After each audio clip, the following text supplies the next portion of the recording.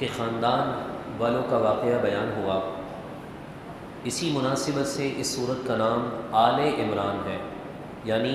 عمران کے گھر والے، ان کی اولادیں۔ حضرت عمران علیہ السلام یہ نبی ہیں، اور اللہ تبارک و تعالیٰ نے آپ کو بڑی شان عطا فرمائی ہے۔ آپ کے یہاں پر جو بیٹی پیدا ہوئی وہ حضرت عیسیٰ علیہ السلام کی والدہ ہیں۔ اگر یوں کہا جائے کہ حضرت عمران حضرت عیسیٰ علیہ السلام کے نانا ہیں، اور حضرت عیسیٰ علیہ السلام کا مرتبہ اور مقام تو آپ کے سامنے ہے کہ اللہ تبارک و تعالیٰ نے آپ کی پیدائش بن باپ کی اور کن کا وہ فرمان جو حضرت عیسیٰ علیہ السلام کی پیدائش کا ذریعہ بنا۔ حضرت عمران کی زوجہ یعنی حضرت عیسیٰ علیہ السلام کی نانی، انہوں نے ایک منت مانی اور کہا کہ انی نذرت لک ما فی بطنی محررا، بے شک میں نے اے میرے پروردگار تیرے لیے ایک منت مانی ہے جو میرے پیٹ میں ہے، محررا وہ آزاد ہے، فتقبل منی تو تو میری جانب سے اس کاوش کو، اس نیکی کو قبول فرما۔ آپ نے یہ منت مانی تھی کہ جو میرے پیٹ میں بچے کی پرورش ہو رہی ہے، تربیت پا رہا ہے، بچہ پیدا ہو رہا ہے، میں اسے بیت المقدس کے لیے آزاد کر دوں گی۔ یہ اس زمانے کی بات ہے کہ جب مسجدوں کے لیے اور بیت المقدس کے لیے خواتین اسلام اپنی ذمہ داریاں دیتی نہیں تھی، یہ رواج نہ تھا، تو اس لیے حضرت عمران کی زوجہ نے یہ نیت کی اور منت مانی کہ میں اس کو بیت المقدس کے لیے آزاد کر دوں گی۔ جب اس بات کی خبر حضرت عمران کو ہوئی تو انہوں نے کہا کہ یہ آپ نے کون سی منت مان لی؟ اب اگر آپ کے یہاں بچی کی ولادت ہو گئی تو بچیاں اور لڑکیاں تو بیت المقدس کے لیے وقف ہوتی نہیں، تو آپ نے یہ کیسے منت مان لی؟ اب خدا کی قدرت دیکھیے، فلما وضعتها، جب ان کے یہاں اولاد ہوئی، اس عورت نے اس کو جنا، قالت تو کہنے لگی، ربی ہائے رب، انی وضعتها انثی، میرے یہاں تو بچی کی ولادت ہو گئی ہے، اور میں نے تو یہ منت مانی تھی کہ جو پیٹ میں ہے میں اسے بیت المقدس کے لیے آزاد کر دوں گی۔ قرآن نے جواب دیا، واللہ اعلم بما وضعت، اللہ تعالیٰ خوب جانتا ہے جو اس عورت نے بچے کو جنا ہے، بچی کو جنا ہے۔ ولیس الذکر کالانثی، اور بہت سے لڑکے اس لڑکی کے برابر نہیں ہو سکتے ہیں، دنیا کے جتنے بھی طاقتور مرد ہوں وہ حضرت عیسیٰ علیہ السلام کی والدہ حضرت مریم کی خاک کے برابر بھی نہیں ہے۔ ویسے تو مرد اور عورتوں میں اللہ نے مردوں کو فضیلت دی ہے، لیکن اس عورت کے آگے تو اللہ تبارک و تعالیٰ نے بڑے بڑے مردوں کو ختم کر دیا ہے۔ مجھ جیسے، آپ جیسے مرد، چاہے جنسیت کے اعتبار سے ہم مرد ہیں، مگر حضرت مریم کے پاؤں پہ لگی خاک اور ذرات کے برابر بھی ہم نہیں پہنچ سکتے ہیں۔ پھر حضرت مریم کی والدہ فرماتی ہیں کہ وَإِنِّي سَمَّيْتُهَا مَرْيَمَ، اور میں نے اس کا نام مریم رکھا ہے، انی اعیدها بک وذریتها من الشیطان الرجیم، میں اسے اور اس کی اولاد کو شیطان کے بھٹکانے سے اور شیطان مردود کے شر سے دعا کرتی ہوں کہ اللہ اس کی حفاظت فرمائے۔ فتقبلها ربها بقبول حسن وانبتها نباتا حسنا، اب قانون بدل گیا، حضرت مریم کے لیے بیت المقدس میں خاص کمرہ رکھ دیا گیا اور آپ کو بیت المقدس کے لیے آزاد کر دیا، وقف کر دیا۔ جو بچے ایک دن میں، ایک ہفتے میں اور ایک مہینے میں، بلکہ یوں کہہ لیجئے سال میں جس طرح زندگی کا سفر طے کرتے، حضرت مریم خدا کی قدرت سے وہ چند دنوں میں، چند ہفتوں میں وہ سفر طے کر لیا کرتی تھی، بڑی تیزی کے ساتھ بڑی ہو رہی تھی۔ ایک مرتبہ ایسا ہوا کہ حضرت زکریا جو آپ کے خالو ہیں، آپ کے خالو حضرت زکریا نے یہ ضمانت لی، کہا کہ یہ ڈیوٹی میں پوری کروں گا، میں ان کی تربیت کروں گا، ان کی پرورش کروں گا، کیونکہ میں زیادہ حقدار ہوں۔ تو لوگوں نے کہا کہ نہیں، ہمیں بھی اس نیکی میں حصہ چاہیے، لہذا قرآن دازی ڈالی گئی۔ پرچیاں ڈالی گئیں تو ان 3 دفعہ پرچیوں میں حضرت زکریہ علیہ السلام ہی کا نام آیا۔ آپ نے بیت المقدس کے حجروں میں ایک ایسی ترتیب رکھی تھی کہ آپ نے پہلے اپنا کمرہ رکھا اور اپنے کمرے کے اندر سے ہی حضرت مریم کے کمرے کا راستہ رکھا، کیونکہ خاتون تھی، لڑکی ذات تھی، اور اس کمرے کے اندر کوئی دیوار، کوئی سوراخ، یوں کہہ لیجئے کسی بھی قسم کا کوئی بھی آنے جانے کا راستہ آپ نے نہیں بنوایا۔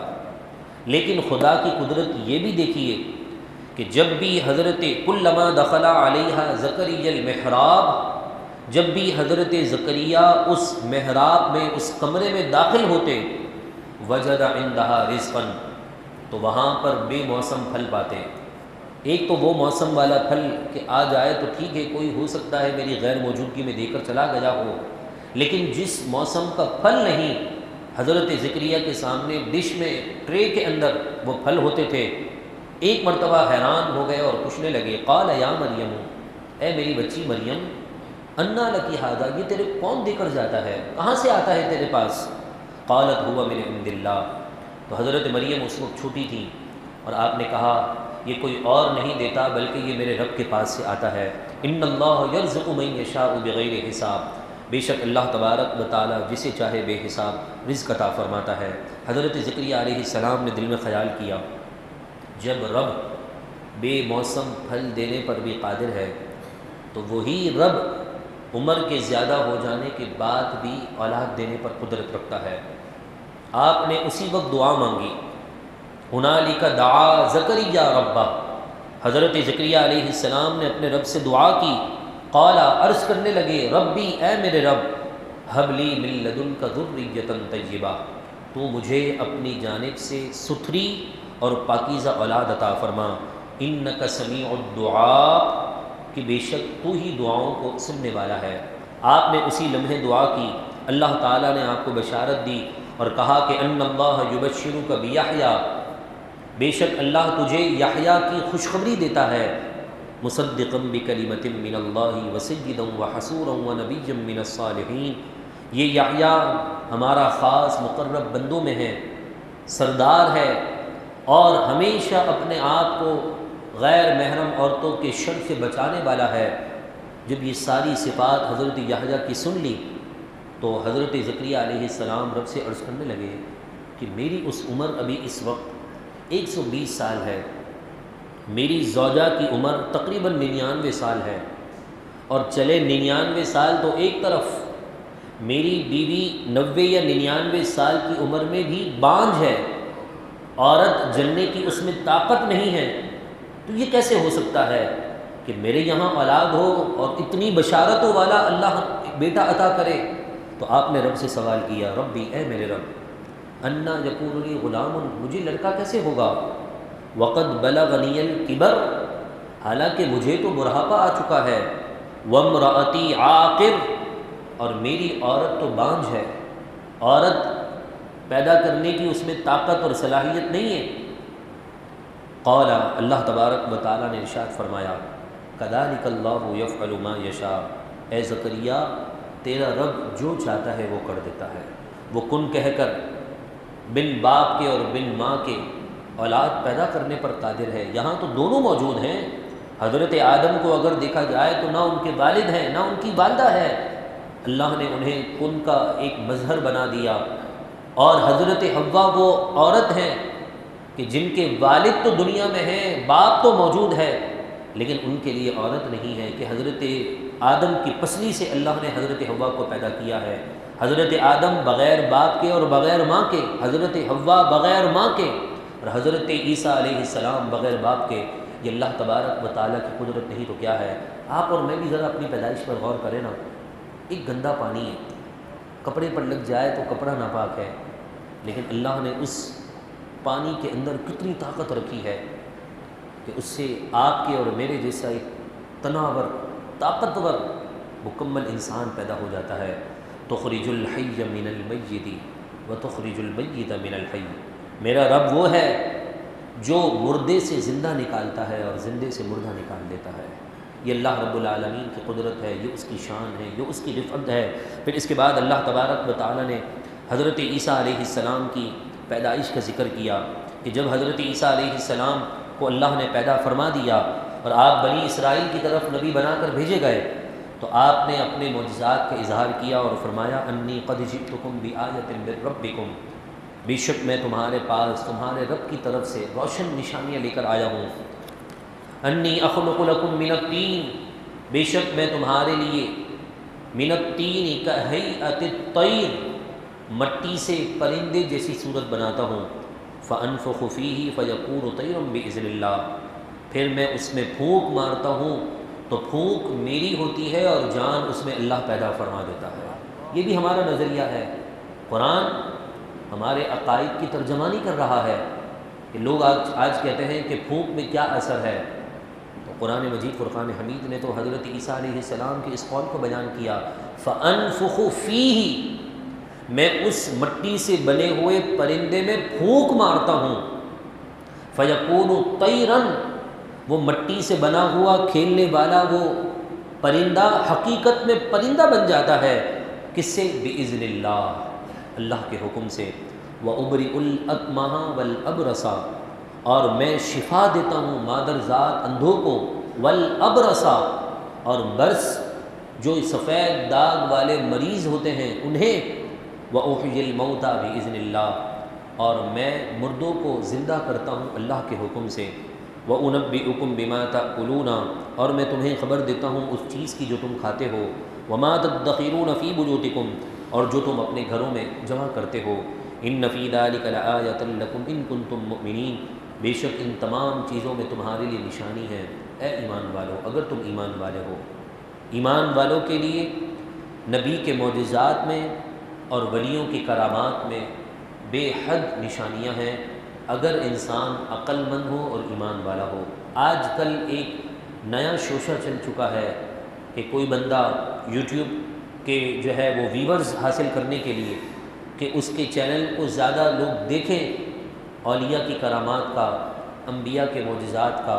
اور بڑے بڑے اسلاف کی شان میں بے ادبی اور بے حرمتی کرتا ہے۔ اللہ تبارک و تعالی قرآن پاک کی ان آیتوں کی برکت سے ہمیں ایسے شریروں کے شر سے محفوظ فرمائیں، اور ہماری نسلوں کو بھی